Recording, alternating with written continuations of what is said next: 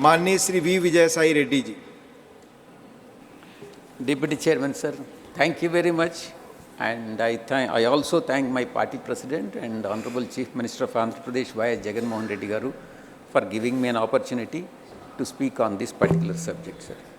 Sir, for the last 10 years, India has been on the brink of massive economic transformation, which the opposition is not in a position to realize. Sir, for the last 10 years, again, we have grown from being 10th highest GDP to 5th highest GDP in the world, which my colleague, Honorable former Finance Minister Chidambaram couldn't realize it.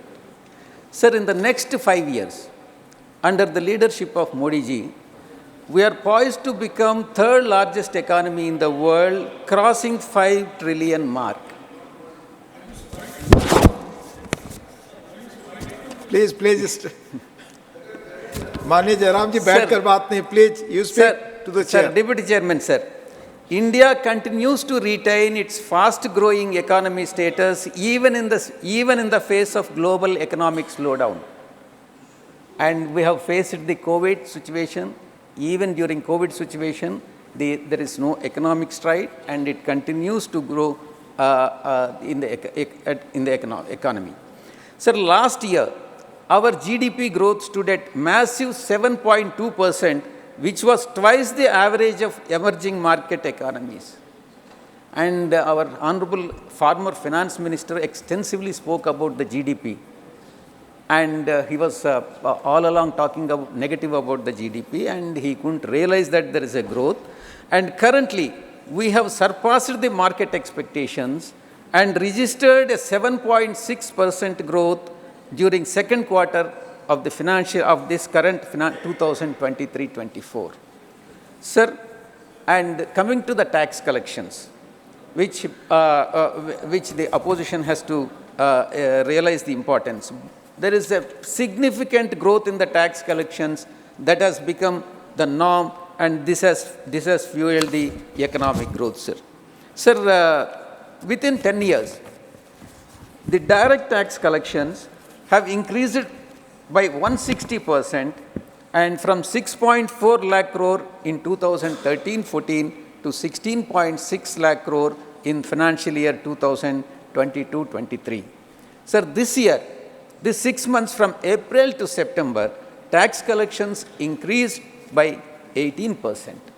Sir, till now, the GST collections, now up to this direct taxes and then indirect taxes, till now, GST collections for this financial year stands at 13.3 lakh crore, averaging 1.66 lakh crore monthly. This is whopping 12% hike over the last year.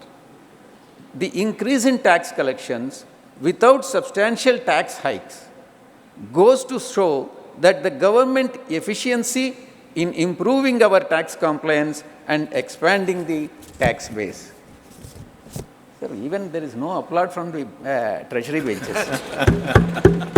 Opposition, I am very sure they will not applaud.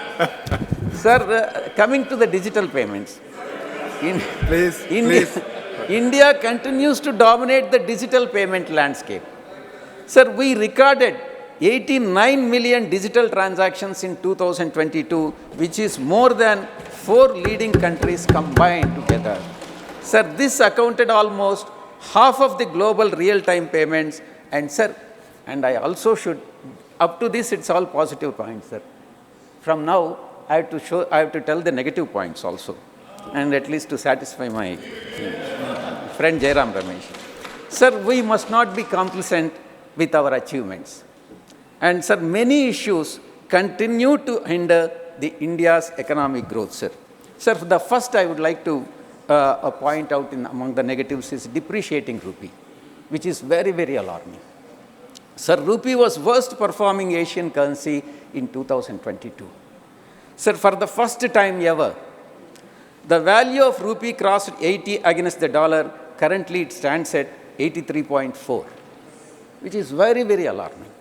Sir, it is successively the rupee is depreciating year after year, from minus 8.5% in 2018 and minus 10% in 2022.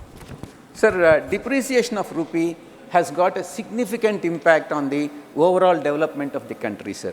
Sir, depreciation of rupee has a direct impact on the manufacturing sector since India is a net importer of raw materials and fuel. These two are very important import because we completely depend on the fuel import, sir. Manufacturing growth has already started showing the signs of stress and has slowed significantly this fiscal year.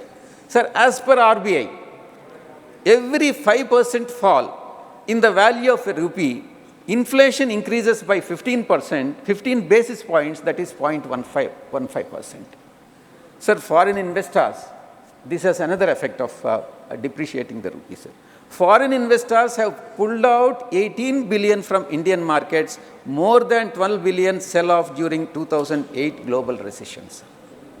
Sir, the next issue which I would like to bring to your kind notice is the reality remains that top 10% of the Indian population holds more than 60% of the country's wealth, while the bottom 15% of the population has only 6% of the wealth, sir.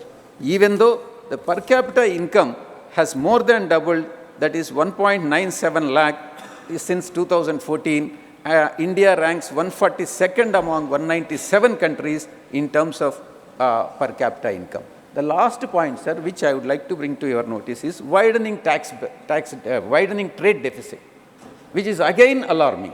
Sir, India's overall trade deficit reached 122 billion in financial year 2022-23 compared to $82 billion in the previous year.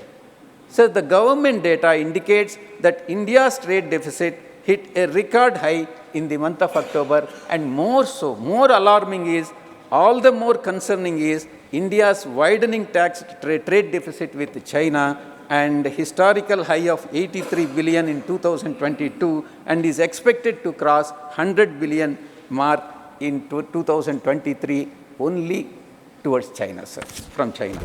Sir, in conclusion, we cannot afford to be complacent and we should take the necessary steps. I request the Honorable Finance Minister, though there are positive aspects, there are also negative aspects in this economic growth. So I request the Honorable Finance Minister to address all these issues and make the economy more strengthened. Thank you very much, sir. Thank you.